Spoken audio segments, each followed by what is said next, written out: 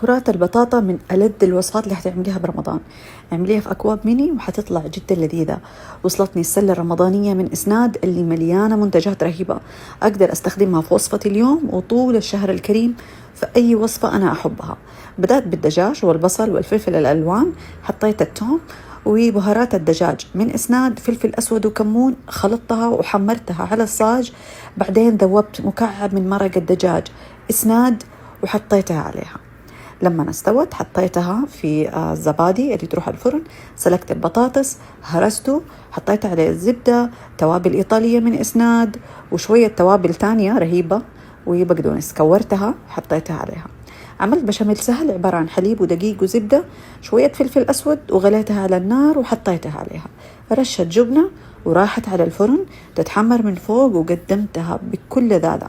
يعني من أحلى الوصفات الرمضانية وبالعافية.